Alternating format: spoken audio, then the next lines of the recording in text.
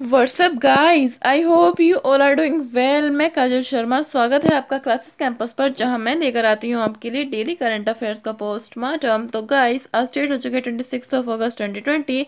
तो चलिए शुरू करते हैं आज का सेशन एक मोटिवेशन कोट के साथ, जो है जरूरी नहीं कि रोशनी चिरागों से ही हो, शिक्षा से भी घर रोशन होते हैं। जी हाँ गाइस, शिक्षा तो चिरागों से भी ज़्यादा रोशनी का काम करती है, क्योंकि जो शिक्षित व्यक्ति होते हैं तो उनके व्यक्तित्व से ही रोशनी झलकती है। तो गाइस, इसलिए आपको सबसे ज़्यादा मेहनत केवल शिक्षा को प्राप्त करने में ही करनी है। तो गाइस चलिए इसी के चलते हुए करते हैं आज का सेशन शुरू। और अगर आप चैनल पर नए हैं तो चैनल को कीजिए subscribe and hit the bell icon. तो गाइज, आज का पहला क्वेश्चन बना है, काफ़ी अच्छे अच्छे क्वेश्चंस हैं, काफ़ी इंपॉर्टेंट क्वेश्चंस होने वाले हैं आज के इस एपिसोड में। तो गाइज चलिए बढ़ते हैं आज के क्वेश्चन की तरफ, जो है हाल ही में उत्तर प्रदेश सरकार ने बुंदेलखंड क्षेत्र में जल प्रबंधन हेतु किस देश के साथ समझौता ज्ञापन हस्ताक्षर किया है। तो गाइस, उत्तर प्रदेश गवर्नमेंट ने एक एमओयू साइन किया है, किस चीज़ के लिए? बुंदेलखंड में जल मैनेजमेंट, वाटर मैनेजमेंट के लिए बुंदेलखंड में, जो कि एक सूखा प्रभावित इलाका है हमारे देश का, बुंदेलखंड हमारे उत्तर प्रदेश का। तो गाइस, उसके लिए किसने, उत्तर प्रदेश सरकार ने इजराइल के साथ यह समझौता हस्ताक्षर किया है। क्यों? क्योंकि जो इजराइल है वो खुद एक सूखे से ग्रस्त देश है, और लेकिन जो इजराइल है वहाँ पर उसने खुद, अपने देश ने काफ़ी अच्छा वाटर मैनेजमेंट किया हुआ है। इसलिए जो इजराइल है, इजराइल के साथ उत्तर प्रदेश सरकार ने अपने जो सूखे ग्रस्त क्षेत्र के लिए, बुंदेलखंड के लिए, यह जो समझौता है वो हस्ताक्षरित किया है। तो गाइज, आइए देख लेते हैं कि जो हमारा बुंदेलखंड है वो कहाँ पर स्थित है उत्तर प्रदेश में। तो गाइज, जो बुंदेलखंड है ये उत्तर प्रदेश और मध्य प्रदेश की बाउंड्रीज पर स्थित है, यानी कि ये दोनों ही स्टेट्स में आता है, उत्तर प्रदेश में भी और मध्य प्रदेश में भी। और यह जो इलाका है यह सूखे से प्रभावित इलाका है। इसलिए उत्तर प्रदेश सरकार ने इसकी क्या की है, इसके लिए समझौता ज्ञापन हस्ताक्षर किया है। तो चलिए गाइस, बढ़ते हैं इसी के साथ नेक्स्ट खबर के लिए, जो है हाल ही में लिंगराज मंदिर के आसपास के क्षेत्र में विकास हेतु उड़ीसा ने कौन सी योजना शुरू की है। तो गाइस, जिसका आंसर होने वाला है एकामरा क्षेत्र योजना। एकामरा क्षेत्र योजना है, जो कि उड़ीसा गवर्नमेंट ने किसके लिए, लिंगराज मंदिर के आसपास के क्षेत्र के विकास के लिए यह योजना शुरू की है। दरअसल गाइस क्या है कि जो एकामरा है उस क्षेत्र को, जो लिंगराज मंदिर का आसपास का क्षेत्र है उसको क्या कहते हैं, उसको एकामरा क्षेत्र कहते हैं। इसलिए जो उड़ीसा सरकार है उसने यह योजना का नाम भी एकामरा ही रखा है। तो गाइस देख लेते हैं, यह है लिंगराज मंदिर और इसी के लिए की गई है एकामरा क्षेत्र योजना। यह स्कीम शुरू, ताकि इसके आसपास का जो क्षेत्र है उसको समृद्ध किया जा सके, विकसित किया जा सके। ठीक है गाइज, तो लिंगराज मंदिर है, और इसी के साथ उड़ीसा में और कौन कौन से टेम्पल हैं गाइज आपको याद रखने हैं। एक तो सन टेम्पल है, सन टेम्पल ऑफ कोणार्क है, आपको मालूम होगा। और इसी के साथ कौन सा है, Jagannath temple of Puri, Jagannath temple of Puri. ये तीन, Lingaraj temple, sun temple of Konark और जगन्नाथ टेम्पल ऑफ पुरी, ये तीनों बहुत ही महत्वपूर्ण, काफ़ी फेमस यहाँ के मंदिर हैं। तो गाइस, उड़ीसा में स्थित है, आपको याद रखना है। तो चलिए बढ़ते हैं नेक्स्ट खबर के लिए, जो है हाल ही में किस राज्य में देश का नदी के ऊपर बना सबसे लंबा रोप वे शुरू किया गया है।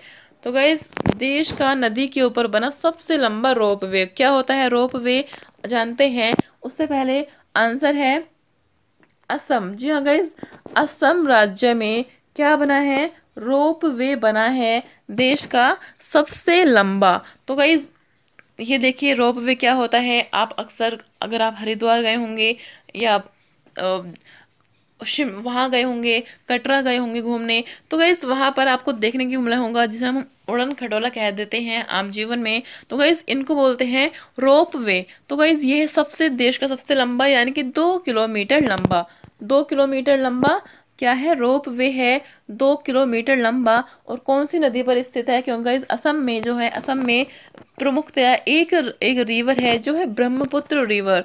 ब्रह्मपुत्र रिवर है, उसके ऊपर यह जो रोप वे है यह बनाया गया है। तो गाइस असम असम के ऊपर ब्रह्मपुत्र रिवर है जहाँ यह बनाया गया है। तो गाइस असम में जो ब्रह्मपुत्र रिवर है उसके लिए मैं मैप लाई हूँ कि वो कहाँ से होकर कहाँ से निकलती है। तो गाइस देखिए, यह है ब्रह्मपुत्र का उद्गम, यह ब्रह्मपुत्र का उद्गम है यहाँ, यानी कि यह जो चीन है, चीन का जो क्षेत्र है वहां से यह सांगपो नाम से निकलती है। ब्रह्मपुत्र के सांगपो, ब्रह्मपुत्र को कहाँ, चीन में क्या नाम से जाना जाता है, सांगपो नाम से जाना जाता है। तो गाइस आपको याद रखना है, चीन का जो तिब्बत का क्षेत्र है, चीन का जो तिब्बत का क्षेत्र है वहां पर इसको सांगपो नदी से जाना जाता है, सांगपो रिवर से के नाम से जाना जाता है, किसको, ब्रह्मपुत्र रिवर को। लेकिन यह हमारे देश में जो अरुणाचल प्रदेश है उसके माध्यम से एंट्री कर लेती है। वहां पर अरुणाचल प्रदेश से नामचा स्थान से ये हमारे भारत में एंट्री करती है, और जहां पर इसको क्या नाम दिया जाता है, ब्रह्मपुत्र, जहां पर हमारे देश में इसको नाम दिया जाता है ब्रह्मपुत्र रिवर।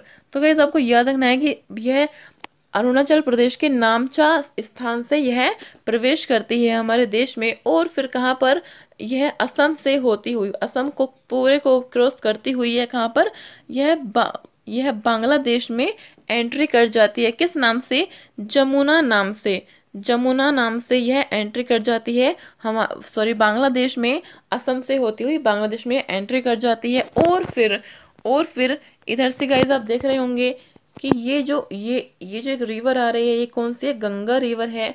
और यह फिर गंगा रिवर भी कहाँ पर, यहाँ से बांग्लादेश में एंट्री करती है, और इसको बोला जाता है क्या, पद्मा इसको बोला जाता है, पद्मा इसको बोला जाता है जब बांग्लादेश में ये एंट्री करती है। और फिर ये गाइस, ये दोनों जो रिवर हैं ये मेघना नाम से कहाँ पर, बंगाल की खाड़ी में गिर जाती हैं, मेघना नाम से बंगाल की खाड़ी में गिर जाती हैं। तो गाइस यह है ब्रह्मपुत्र का के बारे में जो आपको इम्पोर्टेंट फैक्ट्स जान लेने चाहिए। तो ब्रह्मपुत्र के बारे में, तो तिब्बत से होकर निकलती है, जहाँ सांगपो इसको माना जाता है सांगपो नाम से, और फिर अरुणाचल प्रदेश के नामचा स्थान से हमारे देश में एंट्री करती है। और फिर इसको क्या बोला जाता है, नामचा स्थान से के बाद में ब्रह्मपुत्र फिर बांग्लादेश में एंट्री करती है, और वहां पर क्या बोला जाता है इसको, जमुना, और फिर मेघना नाम से कहाँ, बंगाल की खाड़ी में गिर जाती है। तो गाइस आप देख रहे होंगे कि यहाँ पर क्या है, असम है, ए फॉर असम, यानी कि पूरा जो असम का शेप है वो ए ही प्रकार का, ए ही साइज का बना हुआ है, ए शेप का बना हुआ है। तो गाइज पूरे असम में से होकर यह जो रिवर है यह निकलती है। तो गाइज यहीं पर असम में ही जो ब्रह्मपुत्र रिवर है इसको बनाया गया है, जो ये रोप वे है ब्रह्मपुत्र के ऊपर ही बनाया गया है, जो 2 किलोमीटर का लंबा है, और रोप वे जिसे हम उड़न खटोला कहते हैं वह बनाया गया है। तो गाइज आपको याद रखना है यह चीज, ठीक है गाइज। और इसी के साथ ये 7 मिनट्स में जो 2 किलोमीटर का जो बनाया गया है रोप वे, 7 मिनट्स में ही क्या करेगा, अपना जो मुकाम है, यानी कि जल्दी से 7 मिनट के अंदर ही ये लोगों को इधर से उधर पहुंचा देगा, ठीक है गाइस। तो काफ़ी अच्छा इनिशिएटिव है।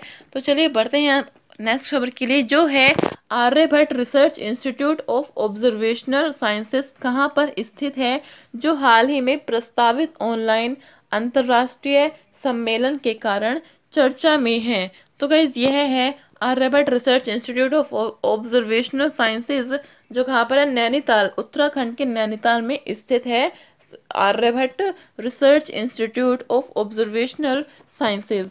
तो गाइज कहाँ पर है, नैनीताल में, यह उत्तराखंड में स्थित है। तो गाइज क्यों है यह चर्चा में आजकल, क्यों, क्योंकि जो उत्तराखंड में जो हमारी हिमाद्री, जो ग्रेटर हिमालय की जो रेंज है हिमाद्री, उसमें एक चेक करने के लिए, हिमाद्री नाम से एक चेक करने के लिए एक प्रोग्राम लॉन्च किया है। क्या चेक करने के लिए, पोल्यूशन चेक करने के लिए, प्रदूषण चेक करने के लिए यह एक इनिशिएटिव लॉन्च किया गया है। कहाँ पर, नैनीताल के उत्तराखंड में, किसने, Aryabhatta research institute of observational science ने।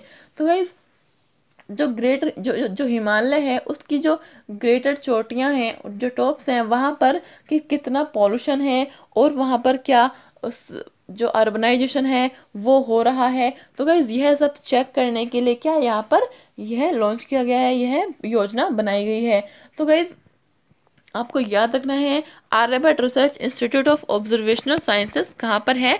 क्वेश्चन किसी भी तरीके से इनडायरेक्टली डायरेक्टली पूछा जा सकता है। ठीक है गाइस, तो चलिए बढ़ते हैं नेक्स्ट खबर के लिए, जो है हाल ही में 122वां ट्राइब्स इंडिया आउटलेट खोला गया है। इस आउटलेट के संबंध में सत्य कथन है। तो गाइस ट्राइब्स यानी कि जो आदि मानव होते हैं, आदिवासी जो होते हैं, उनके लिए एक आउटलेट खोला गया है। तो गाइस 122वां आउटलेट है। और गाइस मैंने आपको सबसे इम्पोर्टेंट चीज़ बताई हुई है पहले भी, अर्जुन मुंडा। अर्जुन मुंडा कौन है? अर्जुन मुंडा ट्राइबल मिनिस्टर हैं। अर्जुन मुंडा कौन है? ट्राइबल मिनिस्टर हैं, जिनके जिनके ही अंडर में यह खोला गया है 122वां आउटलेट। ट्राइब्स इंडिया आउटलेट 122वां यह खोला गया है। तो गाइस इसके बारे में जो सही कथन है वो चूज करना है। जो है इस आउटलेट में जनजातियों के प्रतिरोधक क्षमता बढ़ाने वाले उत्पाद उपलब्ध हैं। तो गाइज यस गाइज, इसमें जो भी ट्राइबल कम्युनिटी के द्वारा जो भी उनके प्रोडक्ट्स बनाए जाते हैं, उनको बेचने के लिए उनकी आर्थिक व्यवस्था को, उनकी आर्थिक अर्थव्यवस्था को जो मजबूत करने के लिए यह खोला गया है यह आउटलेट। यस गाइज, तो 122वां आउटलेट है और जो कि कहाँ खोला गया है? मुंबई में खोला गया है। और ट्राइफेड इस आउटलेट की नोडल एजेंसी है। यस गाइस, ट्राइफेड यानी कि ट्राइबल फेडरेशन इस आउटलेट की नोडल एजेंसी है। तो गाइस यह सभी कथन जो है सत्य है, यानी कि 122वां कहाँ खोला गया है? मुंबई में। और ट्राइफेड इसकी आउटलेट की नोडल एजेंसी है। और साथ ही यह क्यों खोला गया है? ताकि जो आदिमानव के जो उत्पाद होते हैं, उनकी जो वस्तुएं होती हैं, उनको बेचा जा सके। इसलिए गाइस काफ़ी पहले से ही अर्जुन मुंडा जी का ये ट्राइबल जो मिनिस्ट्री है, ये पहले से ही क्या है? न्यूज़ में है, जो मैंने आपको याद रखने के लिए कहा था। तो गाइस दोबारा से यह न्यूज़ में आया है, आपको याद रखना है। और इसी के साथ जो फर्स्ट आउटलेट है, ये यानी कि ये तो 122वां आउटलेट है, लेकिन जो फर्स्ट आउटलेट है वो कहाँ पर था? तो गाइस दिल्ली में उसका जो फर्स्ट आउटलेट है, दिल्ली में। ठीक है, इसको आपको याद रखना है। तो गाइस चलिए बढ़ते हैं नेक्स्ट खबर के लिए, जो है केंद्र सरकार द्वारा आरोग्य सेतु ऐप कब लॉन्च की गई थी, जिसने हाल ही में ओपन एपीआई सेवा की शुरुआत की है। तो गाइस जो आरोग्य सेतु ऐप है यह कब लॉन्च की गई थी, जो पूछा गया है। तो गाइस यह लॉन्च की गई थी 2 अप्रैल 2020 को। जी हाँ गाइस, 2 अप्रैल 2020 को लॉकडाउन में इसको लॉन्च किया गया था। तो जो आपको याद रखना है, अंदाजा रखना है, तो गाइस 2 अप्रैल 2020 को यह लॉन्च किया गया था। और अब क्यों है न्यूज़ में? तो गाइस अब इसके साथ एक सेवा की शुरुआत की है, जो है एपीआई सेवा। एपीआई सेवा है जो है शुरू की गई है। तो गाइस क्या है इसके मायने एपीआई सेवा के? तो ओपन एपीआई सेवा, जिसकी फुल फॉर्म है एपीआई की application program interference. Application program interference है इस एपीआई सेवा की जो शुरुआत की गई है। इसकी फुल फॉर्म है एप्लीकेशन प्रोग्राम इंटरफेरेंस। यानी कि इसमें अब आरोग्य सेतु ऐप के द्वारा क्या होगा कि जो कंपनियां होंगी, वो आरोग्य सेतु ऐप के द्वारा जो ट्रस्ट किए गए जो लोग हैं, क्योंकि गाइस आपको मालूम है जो आरोग्य सेतु ऐप है वो कोविड-19 से हमें सूचित करती है, हमें अलर्ट करती है और साथ ही बताती है कि कौन व्यक्ति हेल्दी है और कौन नहीं। तो गाइस इसी ऐप के थ्रू अब जो कंपनियां हैं वो क्या करेंगी कि इसके द्वारा जो ऐप है ये है कंपनियों को इन्फॉर्मेशन भेजेगी, डेटा भेजेगी, कि बताएगी कि कौन कौन व्यक्ति स्वस्थ हैं, और फिर कंपनी उनको अपनी जॉब के लिए ऑफर देगी। उन स्वस्थ व्यक्तियों को कंपनी अपनी कंपनी में जॉब के लिए ऑफर देगी। अगर व्यक्ति चाहता है तो वो उस जॉब को कर सकता है। तो एपीआई योजना काफ़ी इम्पोर्टेंट है, काफ़ी टेक्नोलॉजी का इसमें किया गया है, इसमें सपोर्ट किया गया है इसमें टेक्नोलॉजी को। तो गाइस आपको ध्यान में रखना है। तो गाइस 2 अप्रैल 2020 को इसकी स्थापना यानी कि बनाया गया था क्या? आरोग्य सेतु ऐप किसके द्वारा बनाया गया था? तो गाइस आपको यह इंपॉर्टेंट चीज़ें याद रखनी है। नेशनल इंफॉर्मेटिक्स सेंटर के द्वारा इसको बनाया गया था। और इसके एम्बेसडर कौन है? गाइस जब भी आप इस ऐप को खोलेंगे तो इसमें अजय देवगन जी का एक ऐड आता आपको मिलेगा। तो गाइस वही इसके एम्बेसडर हैं, इसके आरोग्य सेतु ऐप के। तो गाइस आपको याद रखना है। तो चलिए बढ़ते हैं नेक्स्ट खबर के लिए, जो है हाल ही में किसने यूएई चैंपियंस लीग का खिताब जीता है। तो गाइस यूईए चैंपियंस लीग का खिताब जीता है। और गाइस ये है यूईए न होकर यूईएफए है, यानी कि यूफा है इसका चैंपियंस लीग का खिताब जीता है। तो गाइस जिसका नाम है बायर्स म्यूनिख ने यह यूईएफए का खिताब जीता है, जो कहाँ की है गाइस, जर्मनी की है यह बायर्स म्यूनिख। और इसी के साथ जो किसके किसके विपक्ष में किसको हराकर इसने जीता है, तो गाइस पेरिस सेंट जर्मेन को हराकर इसने यह खिताब जीता है। और गाइस इसी के साथ जो यूईएफए है उसको आपको फुल फॉर्म जान लेनी है कि union of European football association, यानी कि union of European football association इसकी फुल फॉर्म है, जिसने बायर्स म्यूनिख को खिताब जिताया है। ठीक है गाइस, और किसके अपोज में जिताया है, तो गाइस पेरिस सेंट जर्मेन के जो विपक्ष हैं, जो जिनका विपक्ष था उनको जिताया है, उनके विपक्ष में जीता है बायर्स म्यूनिख ने यह खिताब। तो गाइस आपको याद रखना है। तो चलिए बढ़ते हैं नेक्स्ट खबर के लिए, जो है हाल ही में आईसीसी हॉल ऑफ फेम में कौन शामिल हुए हैं। तो गाइस हाल ही में आईसीसी हॉल ऑफ फेम में कौन शामिल हुए हैं, यानी कि हॉल ऑफ फेम दिया गया है, आईसीसी द्वारा हॉल ऑफ फेम दिया गया है। जो हॉल ऑफ फेम क्यों दिया जाता है, जो प्लेयर्स होते हैं, जो बेस्ट प्लेयर्स होते हैं वर्ल्ड में, उनको यह हॉल ऑफ फेम दिया जाता है। तो गाइस जिसमें जहीर अब्बास, लीसा स्टॉलेकर और जैक कालिस, ये सभी जो ऑप्शंस हैं ये सभी सही हैं। इन तीनों को क्या मिला है, हॉल ऑफ फेम मिला है, जो कि जहीर अब्बास कहाँ के हैं, पाकिस्तान के हैं, और जो लीसा स्टॉलकर हैं वो ऑस्ट्रेलिया की हैं। तो गाइस आपको याद रखना है, ऑस्ट्रेलिया की लीसा स्टॉलकर हैं, तो जिनको मिला है क्या, यह हॉल ऑफ फेम। और जैक कालिस, तो गाइस जैक कालिस कहाँ के हैं, जैक कालिस हैं,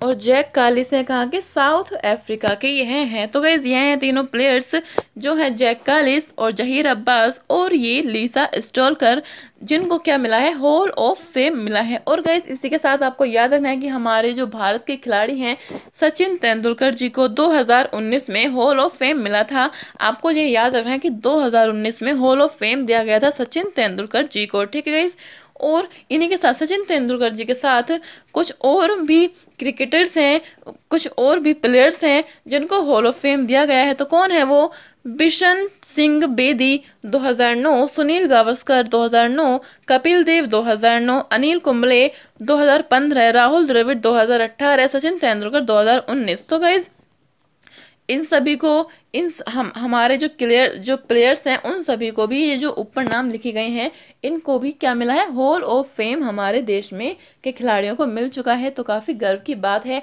तो गाइस क्वेश्चन 9 बना है आज का, हाल ही में केंद्र सरकार ने दिव्यांगजनों को राष्ट्रीय खाद्य सुरक्षा अधिनियम के अंतर्गत लाने को कहा है। देश में खाद्य सुरक्षा को सुनिश्चित करने के लिए इस अधिनियम को अधिनियमित किया गया है। तो गाइस इस अधिनियम के बारे में पूछा है, जो है दिव्यांगजनों को राष्ट्रीय खाद्य सुरक्षा अधिनियम, जो कब लाया गया था, तो कब 2013 में इस अधिनियम को लाया गया था केंद्र सरकार द्वारा 2013 में। तो गाइस दिव्यांगजनों के लिए अब शुरू की गई है यह राष्ट्रीय खाद्य सुरक्षा अधिनियम योजना। तो गाइस जो आपको याद रखनी है।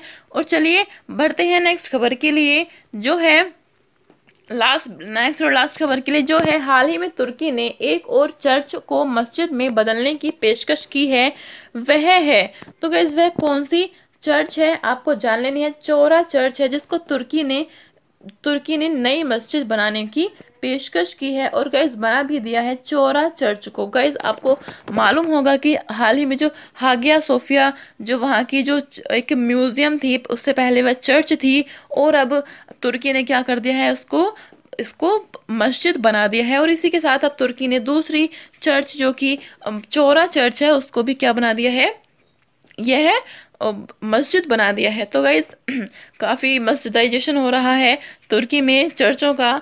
तो गाइज आपको याद रखना है कि वहाँ के जो प्रेसिडेंट हैं कौन है, रसप तय्यिप अर्दोगन। रसप तय्यिप अर्दोगन है जो यह काम कर रहे हैं। तो चलिए आज का ये थे टोटल क्वेश्चंस। और क्वेश्चन जो था आपका लास्ट वीडियो क्वेश्चन था, हाल ही में किस टेक कंपनी ने job searching app Kormo Jobs Bharat में लॉन्च की है?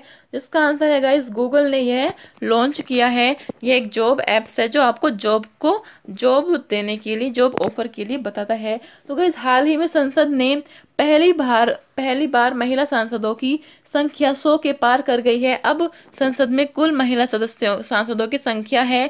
तो गाइस क्वेश्चन फॉर यू है जो आपको कमेंट सेक्शन में बताना है। And thanks for guys and thanks for watching. हंसते रहिए, मुस्कुराते रहिए और मेहनत करते जाइए।